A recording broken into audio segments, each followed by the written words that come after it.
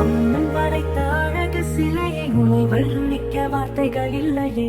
அந்த பேரழகை காப்பது ஆனந்தி உள்ளாடைகளாலே. வெட்கமும் நாணமும் கொஞ்சம் தள்ளி போகட்டுமே. இந்த பேரழகியின் புன்னகையிலே ஆனந்தி உள்ளாடைகளாலே. அம்மன் படைத்த அழகு சிலையை உன்னை வர்ணிக்க வார்த்தைகள் இல்லையே.